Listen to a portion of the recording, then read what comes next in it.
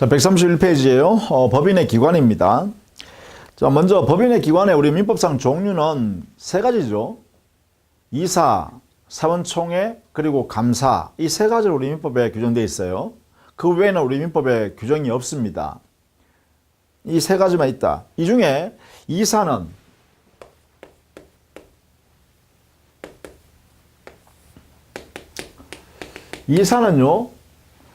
반드시 존재해야 할 재단법인, 사단법인 관계없이 존재해야 할 기관이죠. 그래서 이건 필수기관이다. 이렇게 표현하죠.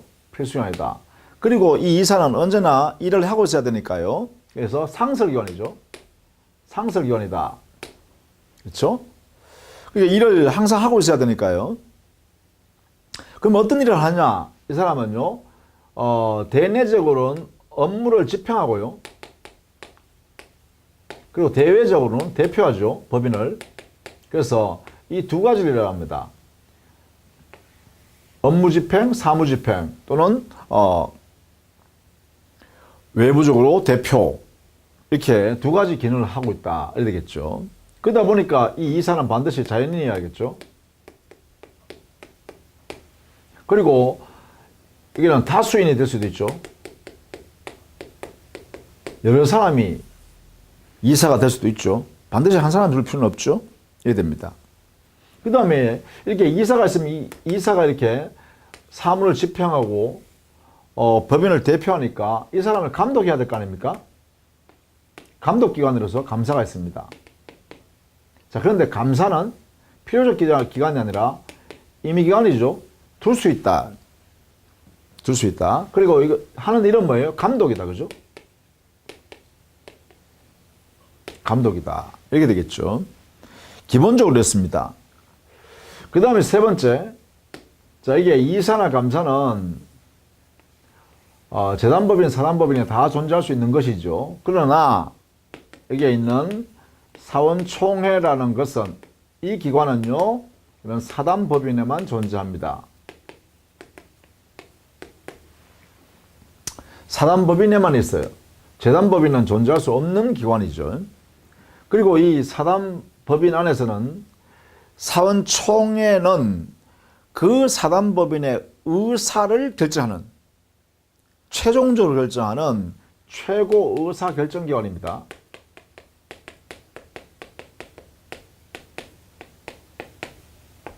정관이나 기타 규약에 의해서 이사, 기타 임원에게 주어진 사안이 아니면 모든 사안을 이 사원총회에서 정할 수 있습니다.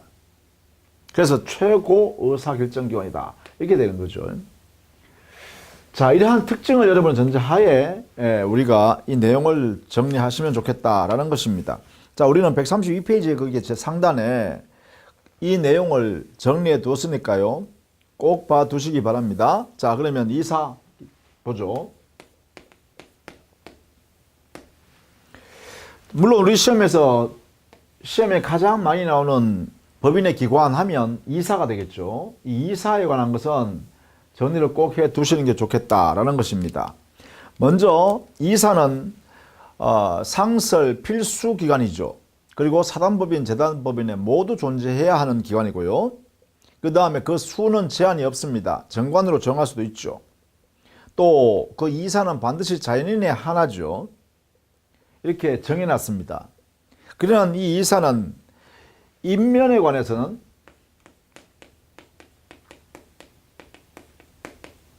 이것은 필수적 정관의 기재사항입니다. 필수적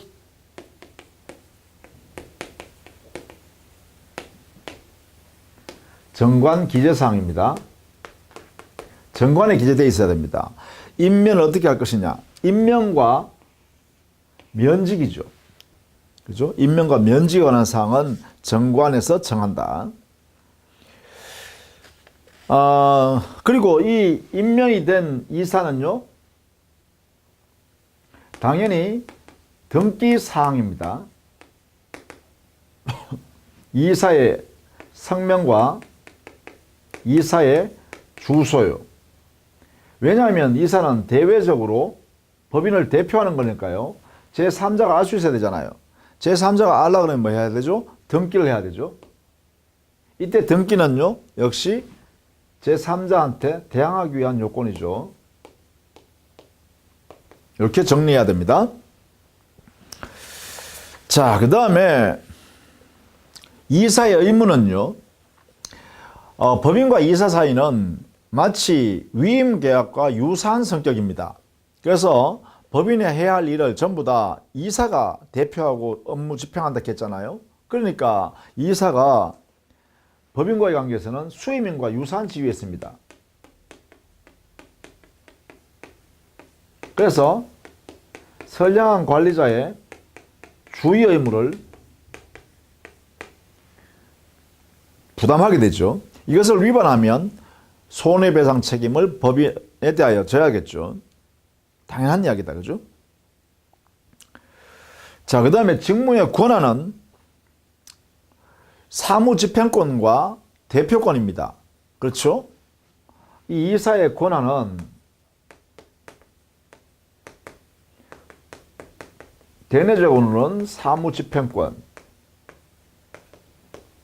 대외적으로는 대표권 행사입니다. 이것을 행사하는 것이죠. 권한입니다. 업무집행권, 사무집행권에는 우리 민법에 여러 가지 해놨습니다. 여러 가지 등기를 실행해야 할 그러한 의무를 부담하고, 또 재산 목록을, 법인의 재산 목록을 작성하고 비치해야 되고, 사원총회를 소집해야 되고, 또 사원 명부를 작성 비치해야 되고, 사원총회 의사록 작성 비치해야 되고, 파산 신청해야 할 당사자이기도 하고, 또 청산이 되는 지위도 있기도 하죠. 이게 바로 사무집행, 업무집행이죠. 사무집행 또는 업무집행 다 좋습니다. 그 다음에 대외적으로는 법인을 대표하는 기관을 갖고 있죠. 자, 이 대표권은 대단히 중요합니다. 그죠? 대외적 활동은 이사가 한다라는 것입니다. 기본적으로. 물론 이때 대표권 행사는 우리가 현명해야 합니다. 현명.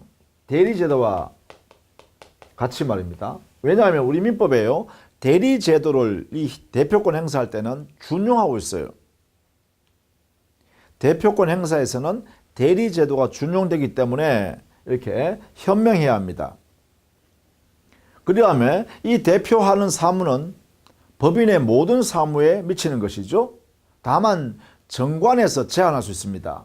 그래서 이 대표권 행사에 있어서는 원칙적으로요, 이사가 수인이면 단독 대표 원칙입니다.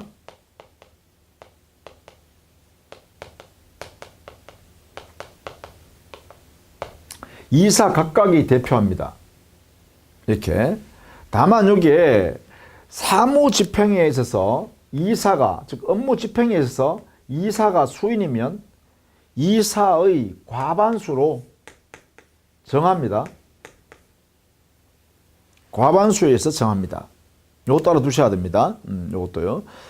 이게 사무집행, 업무집행에 있어서는 이사가 여러 사람이면 과반수로 정해서 그 의사결정에 따라서 업무를 집행하고, 대표권 행사할 때는요, 이사가 여러 사람이면 단독 대표라는 거죠. 각자 대표라는 거죠. 혼자 대표한다는 거예요. 여러 사람이 같이 한다는 게 아니라는 거죠. 의미가. 자, 이런 의미를 갖고 있다라는 것입니다. 자, 이것이 여러분 135페이지 하단에 정리되어 있습니다. 그 다음에 이 대표권은 제한할 필요가 있죠. 왜냐하면 이사가 여러 사람이면요, 각각 그 이사들이 할 수 있는 영역을 정해주는 게 좋겠잖아요. 이게 중첩되면 안 되니까. 그러면 어떻게 해요? A라는 이사가 하는 일과 B 이사가 할 일을 나눠야 될 거 아닙니까? 그러면 나머지 일을 할 수 없게 해야겠죠. 그러면 대표권은 제한돼야 될 거 아닙니까? 각각 그죠, 이렇게. 자, 이때 대표권 제한은 원칙. 이 대표권은 어떻게 제한하냐? 알아두셔야 됩니다. 정관에 기재해야 됩니다. 그 다음에 이 내용을요, 등기해야 합니다.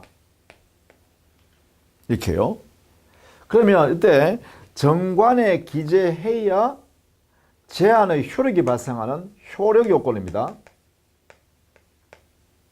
이 등기를 하는 것은 뭐냐? 제3자, 거래하는, 밖에서 거래하게 되는 제3자의 관계에서 뭐 하는 거죠? 제3자한테 알려주는 작용이죠. 따라서 이건 뭐예요? 대항 요건입니다. 자, 이렇게 된다는 걸 알아두셔야 됩니다. 이 대표권 제한은 중요합니다. 중요해요.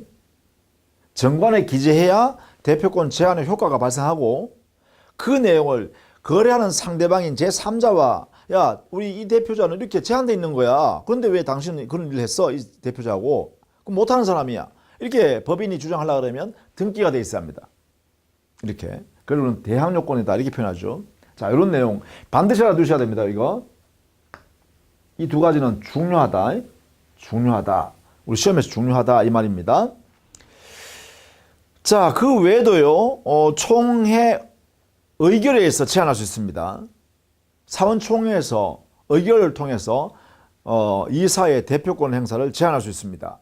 또 이익이 상반되는 경우요, 법인과 당의 이사가 거래해야 할 필요가 있을 때는 그 내용이 법인이 이익을 보면 이사가 손실 보게 되고 이사가 이익을 보면 법인이 손실 보게 되는 이런 거래행위다라고 하면 이건 이익이 상반된다 그러죠. 이렇게 법인과 이사 사이에 이익이 상반되는 거래행위를 할 때는 역시 이 이사는 법인을 대표하면 안 되겠죠. 이때 바로 필요한 제도가 특별 대리인입니다. 이해관계인 검사의 청구에서 법원이 그 거래 행위에서 법인을 대표할 대표자를 선임합니다. 법인이. 그것이 바로 특별 대리인이라 하죠. 그 다음에 복인권이 제한됩니다. 이사가 자기가 법인을 위해서 처리해야 할 일을 다른 사람을 마음대로 시켜가지고 하면 안 된다는 것이죠. 이것이 복임권 제한입니다. 원칙적으로 포괄적으로 이사가 자기가 할 수 있는 포괄적 행위를 특정한 사람한테 맡겨가지고 당신이 그 일 처리해라 이렇게 할 수 없다는 것입니다. 개별적 특정한 사항에 대해서만 대리권을 수여해서 일을 처리할 수 있게는 할 수 있겠죠. 자, 그런 내용을 여러분 좀 알아두셔야겠다. 자, 이때요, 이사가 만약에 수인이라고 하여 이사회는 우리 민법에 있는가? 이사회는 민법상에는 존재하지 않는다.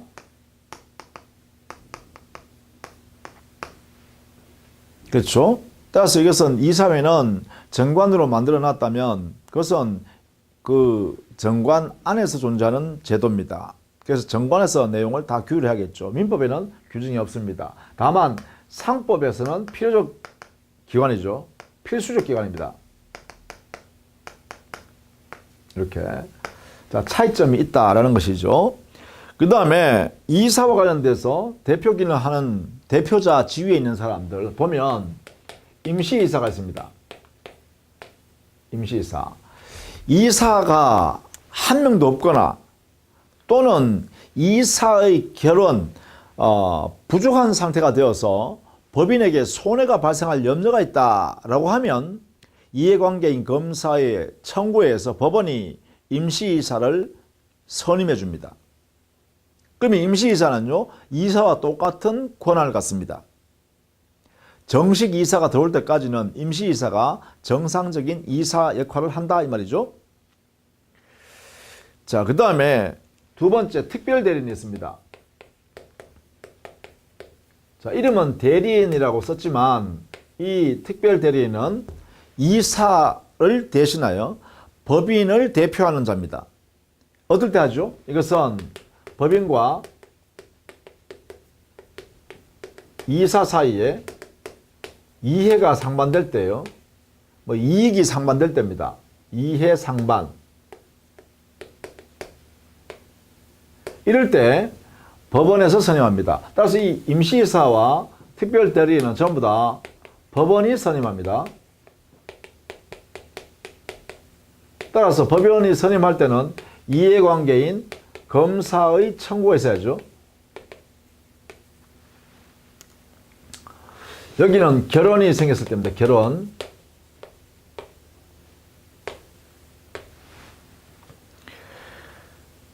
자, 이때 특별대리인은요, 요 상반되는 요 사항 있죠? 요 사항. 특정 사항. 이 사항에 한해서 법인의 대표입니다. 특정된 사항입니다. 특정 사항에 대한 법인의 대표가 되는 것이 바로 특별대리인이다. 이래 되겠죠.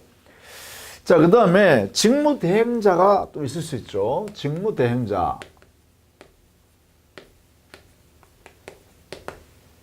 이 직무대행자도 역시 법원이 가처분 명령에서 선임합니다.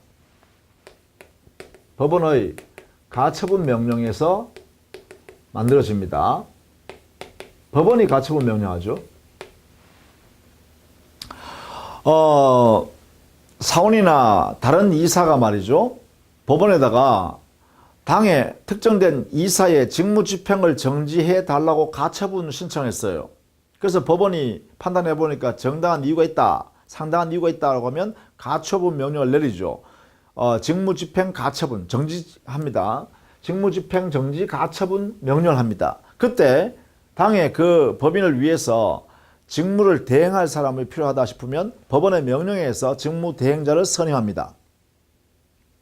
그러면 이 직무대행자는 법인의 통상사무만 처리하는 게 원칙입니다.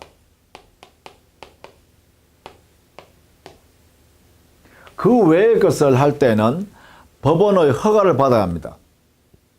그러니까 원칙적으로 통상사무, 법인의 통상사무를 처리하기 위해서 직무집행자가 필요하다. 그러니까 그때 직무대행자를 법원이 가처분 명령으로서 내준다 이 말이죠. 이렇게.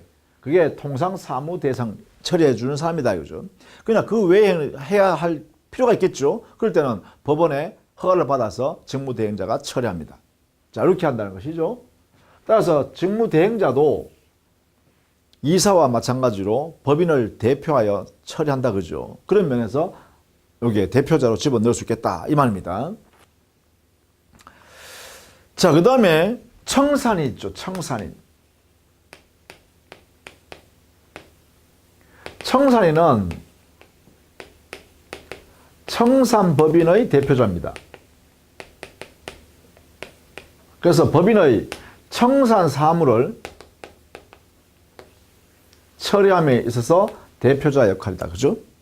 그래서 이 청산인도 원칙은 정관에 청산인의 규정이 있으면 그 정관에 따르고, 그 다음에 없으면 사원총회, 그것도 없으면 당의 이사가, 그 당시의 이사가, 그것도 없으면 법원이 직권으로 청산인을 선임합니다.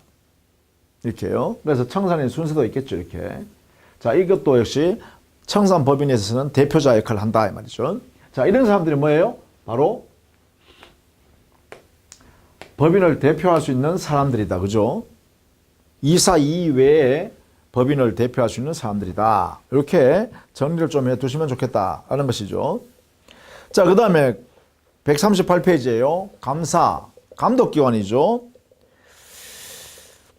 예, 감사의 임면은 사원총회에서 정할 수 있겠죠. 정관으로 정할 수도 있고요, 물론. 그리고 이 감사는 임의기관을 겠습니다. 반드시 필요한 기관은 아니죠. 법적으로 보면, 그죠? 우리 민법상으로 보면 감사가 반드시 필요한 기관은 아닙니다. 그러나 보통 이사를 감독하기 위해서 일반적으로는 다 두고 있죠. 다만 감사는 대외적 활동하는 사람이 아니잖아요. 대표권이 없으니까, 그죠? 따라서 공시할 필요가 없죠. 그 사람의 성명이나 주소를, 그죠? 그래서 감사의 성명이나 주소는 등기사항이 아니다라는 것을 알아두셔야겠죠. 이때 감사의 직무 권한은 어떤 거냐? 기본적으로요, 이사를 감독하는 기관이니까 그 감독에 관한 권한이 주로 됩니다. 그래서 법인의 재산 상황을 감독하고 또 이사의 업무 집행 상황을 감독합니다. 감사하게 되죠. 감사에서 재산 상황이나 업무 집행에 관하여 부정 또는 불비가 있으면 그러한 내용을 총회나 사원총회요, 또 주무관청에 이걸 보고해야 되죠. 이런 일들을 감사가 하는 것입니다. 자, 그런데 총회 부정이나 불비, 즉 이사의 부정행위나 불비한 사항을 발견했다면 총회, 사원총회에 보고해야 되잖아요. 그럼 보고하려고 하면 사원총회를 열어야 된단 말이야. 비상설기관이니까. 따라서 사원총회에 보고하려고 이사에게 임시총회, 사원총회를 열어달라, 소집해달라 이렇게 했는데 이사가 해주겠습니까? 자기를 탄핵하려고 사원총회 열어서 거기다가 보호하겠다는데 그러면 이사가 내주겠죠. 그래서 감사에게 직접 임시총회를 소집할 수 있는 권한을 인정합니다. 그래서 거기에 내용은 3번 동그라미와 4번 동그라미가 관계가 있습니다. 사원총회 소집할 수 있는 그러한 권한도 있다. 이렇게 보시면 되겠죠. 물론 이 감사의 의무는요, 이러한 직무를 제대로 이행해야 할 의무가 있잖아요. 그래서 만약 이러한 의무를 위반하면 손해배상 책임을 법인에 대해서 져야겠죠. 이러한 의무는 보통 성관주의 의무라고 그럽니다. 결국은 법인이 감사에게 직접 맡긴 거잖아. 그죠? 이러한 일을 해달라, 해주라. 이렇게 직무 권한을 주고, 그리고 거기에 대해서 정당하게 성관주의 의무를 다해서 해달라. 이렇게 한 거잖아요. 이것을 위반하면 바로 성관주의 의무 위반이 된다. 이렇게 되겠죠? 자, 만약이면 감사가 여러 사람이면 어떻게 되나? 이 문제입니다. 감사가 한 명일 수도 있지만, 감사가 수인이면 이 단독 감사입니다. 단독 기관이에요. 그러니까 감사가 수인이면 그 개개인이 감독 기관으로서 감독할 수 있습니다. 그래서 단독 기관이다. 이렇게요. 감사가 뭐 합의하고 이렇게 하지 않는다 이 말이죠. 그래서 이러한 권한을 알아두셔야겠다. 그 다음에 사원총회인데요. 사원총회 140페이지 가면 사원총회에 관한 내용을 정리해 두었습니다. 자, 먼저 사원총회는 기본적으로요, 반드시 알아둬야 될 거. 첫 번째, 사원총회는 사단법인에만 존재한다. 재단법인이 있을 수 없다. 두 번째, 사원총회는 비상설기관이다. 언제나 이렇게 일하고 있는 기관이 아니다 이 말이죠. 동시에 이 사원총회는 의사결정기관이죠. 사단법인의 내용, 사단법인이 의사결정이 필요하면 기본적으로 사원총회에서 결의합니다. 의사결정기관이다. 그 의사결정은요, 이게 최고의 결정이죠. 최후적 결정입니다. 그래서 우리는 최고 의사결정기관이다. 이렇게 표현하죠. 이렇게. 물론 이 사원총회는요, 두 가지 형태로 총회를 합니다. 통상총회나 임시총회가 있죠. 이 두 가지로 이렇게 정합니다. 두 가지 소집 절차를 거칩니다. 자, 두 가지 형태가 있다. 보죠. 140페이지에 보시면 거기에 2번에 총회 종류, 통상총회와 임시총회가 있다. 여기에 통상총회 내용에 우리 민법 규정이 이래 놨습니다. 통상총회는 매년 1회 이상 이사가 소집한다. 이래 놨습니다. 그러면 이 말은 뭐예요? 1회만 소집하는 게 아니라 통상총회는, 그죠? 통상총회는 매년 1회 이렇게 안 되고요. 1회 이상이다라는 걸 알아두셔야 돼요. 이상. 그러니까 1회도 좋고 2회도 좋고 1회 이상인데 정관을 더 정할 수 있겠죠. 그죠? 그리고 소집은 누가 하죠? 이사가 소집합니다. 소집 권한은 이사에게 있다라는 것이죠. 그 다음에 임시이사는 뭐 이사가 필요하다고 느낄 때 할 수 있고요. 또 감사도 할 수 있겠죠. 감사도. 또요, 총사원 5분의 1 이상의 요구에 의해서도 가능합니다. 5분의 1 이상 요구에 의해서도 가능하다. 요 5분의 1 이상의 요구에서 임시총회를 개최하는 것을 요 5분의 1 이상의 임시총회 소집 권한이 있다. 이래 되겠죠. 이걸 우리는 소수사원권이라 합니다. 이 소수사원권은요, 5분의 1 이상이라는 요 기준은 달리 정할 수 있습니다. 정관에서. 뭐 수를 더 많이 할 수도 있고 좀 작게 할 수도 있어요. 이거보다. 그래서 우리 민법은 5분의 1 이상으로 되어 있습니다. 기준이. 자, 소수사원권이라는데 이 소수사원권에 해당되는 것은 박탈할 수는 없습니다. 이 제도를 없애버릴 수는 없다는 것이죠. 자, 이것을 우리는 소수 사원권이라고 보장해주고 있습니다. 이렇게. 자, 이렇게 임시총회, 통상총회 이런 것들을 한번 봐두시면 되고, 보통 총회 소집할 때는요, 총회 소집일 전 일주일 전까지 통지하여야 합니다. 일주일 전까지, 7일 전까지. 다만 이 일주일 기간은 단축하지는 못하지만 연장하는 것은 정관으로 정할 수 있습니다. 뭐 10일 전까지 통지한다 이런 내용은 정관을 정할 수 있어요. 그러나 5일 전까지 이렇게 하는 것은 안 된다라는 것입니다. 왜냐하면 통지를 함으로써 그 내용을 사원들이 숙지하고 의사결정할 수 있는 거 아닙니까? 그래서 최소한 일주일은 줘야겠다 뭐 이런 이야기입니다. 총회의 권한은 그래요. 기본적으로 정관이나 기타 규약에 의해서 이사 기타 임원에게 부여한 내용이 아닌 모든 사항에 대해서는 사원총회에서 정할 수 있다. 이렇게 정하면 되겠죠? 그리고 조심해야 될 게 있는데 반드시 사원총회 결의를 거쳐야 될 사안이 두 가지가 있습니다. 우리 민법상. 반드시 사원총회를 결의를 거쳐야 되는 것. 첫 번째, 정관 변경입니다. 정관 변경은 총사원 3분의 2 이상의 동의를 거쳐서 정관 변경을 결의할 수 있습니다. 두 번째, 임의 해상 결정입니다. 이 임의 해상 결의는 총사원 4분의 3 이상의 결의가 있어야 됩니다. 이 두 가지는 반드시 사원총회 결의를 거쳐야만 한다는 것이죠. 자, 이렇게 그 두 가지는 반드시 알아두셔야겠습니다. 자, 보통 결의는요, 141페이지 합니다. 결의는 원칙적으로 통지한 사안에 한해서 결의할 수 있습니다. 다만 정관에 달리 정해놨으면 그 정관에 의합니다. 그 다음에 이 결의할 때 사원 개개인은 원칙적으로 평등한 결의권을 가지고 있습니다. 그래서 1사원 1표죠. 그러나 이것도 역시 정관으로서 달리 정할 수 있습니다. 예컨대 이 사단법인을 창립한 그 사원들한테는 2표를 준다 이렇게 한다든가 정할 수 있다는 것이죠. 그래서 달리 정할 수 있다는 것도 알아두셔야겠죠.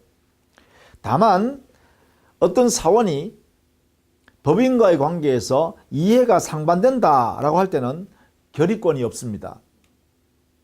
사원 개인의 이익과 법인의 이익이 상호 충돌될 때는 이때는 이 충돌되는 이 사원의 결의권은 안 된다 이렇게 되겠죠.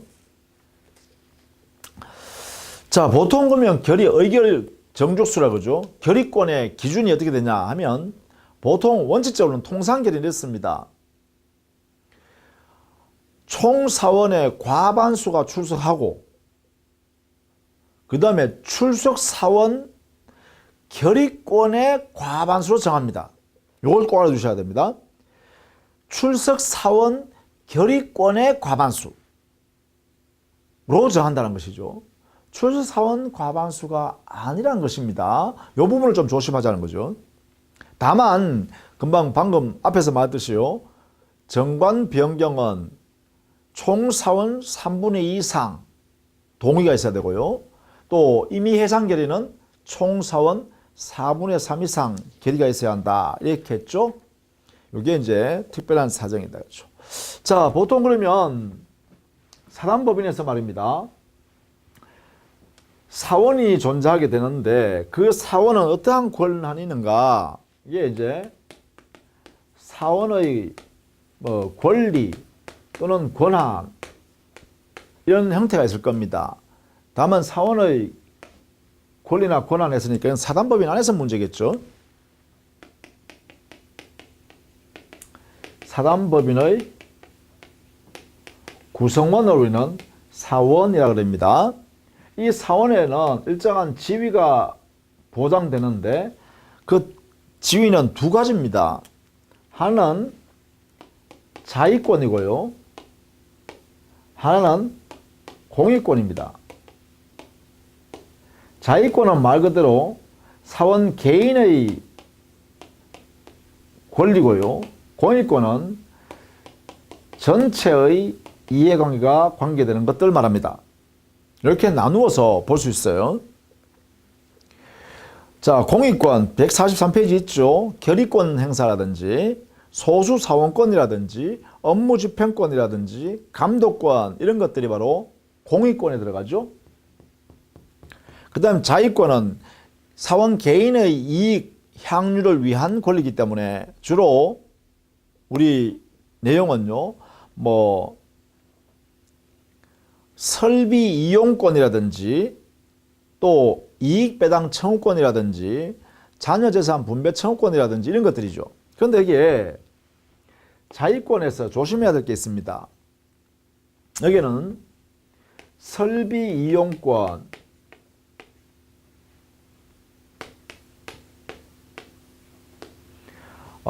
이익배당 청구권,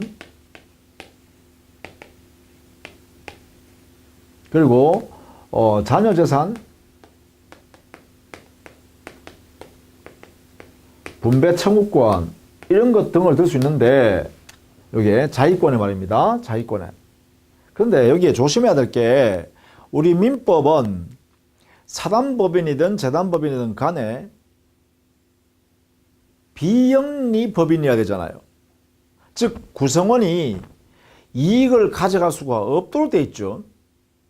이익을 추구할 수 없도록 해놨어요. 그래서 비영리 법인에 대해서만 사단법인, 재단법인이 우리 민법상으로 허용됩니다. 그렇다면 여기에요. 이익배당 청구권이라든지 자녀재산 분배 청구권은 우리 민법상으로는 인정될 수가 없습니다.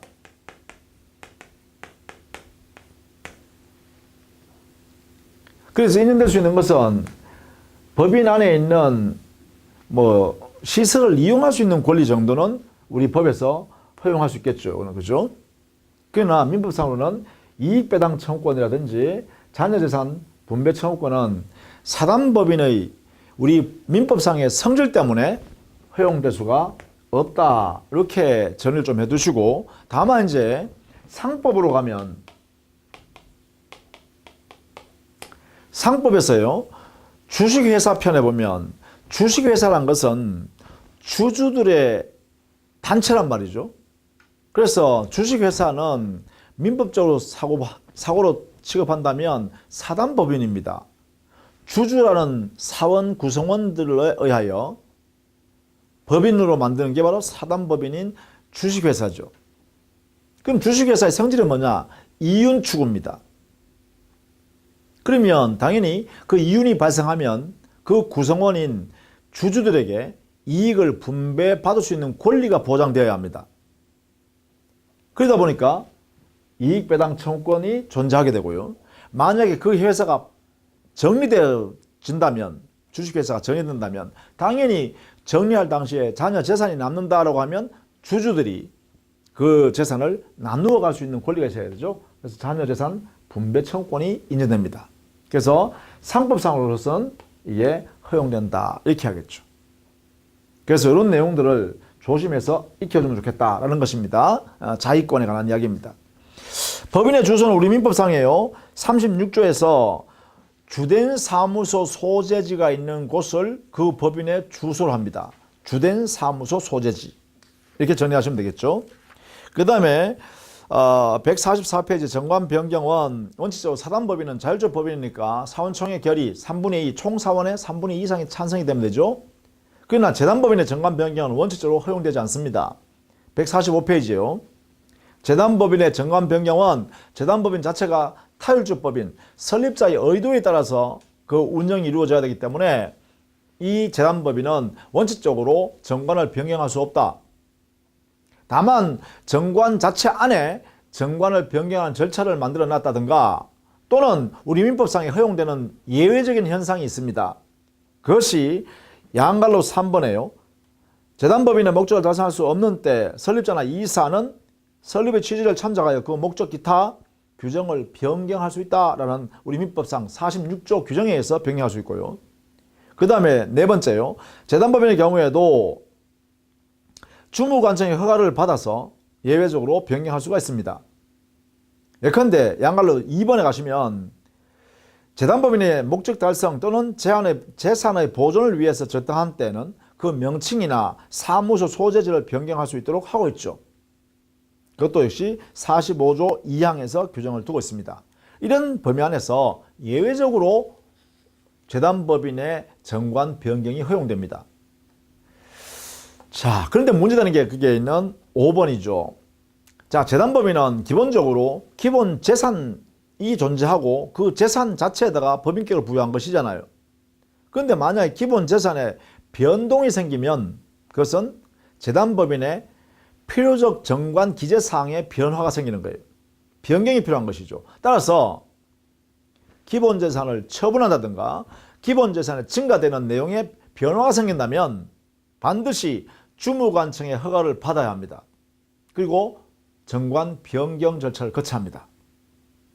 그걸 하지 않으면, 즉 주무관청의 허가를 받지 않고 기본 재산을 처분한다든가 하여 기본 재산이 변동되게 되면 이러한 행위는 무효로 취급해야 됩니다. 왜냐하면 재단법인 목적, 그 설립 목적을 위반할 수 있기 때문에 그렇습니다. 그래서 우리 판례도 역시 마찬가지로 그렇게 해놨습니다. 예컨대 145페이지 제일 밑에요. 관련 문제라고 해서 두 번째 줄의 판례는 재단법인의 기본 재산에 관한 사항은 정관의 기재사항으로서, 이 필요적 기재사항이라는 거죠. 정관의 기재사항으로서 기본 재산의 변경은 정관 변경을 초래하여 하기 때문에 주무관청의 허가를 받아야 하고, 따라서 기존의 기본 재산을 처분하는 행위는 물론 새로의 기본 재산으로 편입하는 행위도 주무관청의 허가가 있어야만 유효하다. 만약에 허가받지 않았으면 무효이다 이 말이죠. 반드시 이 내용을 알아두실 필요가 있다라는 것입니다. 자, 이렇게 해서요 법인에 관한 내용을 했고요. 다음 시간에는 법인의 소멸 부분을 잠깐 설명하고 법인을 정리하도록 하겠습니다. 자, 수고 많으셨습니다.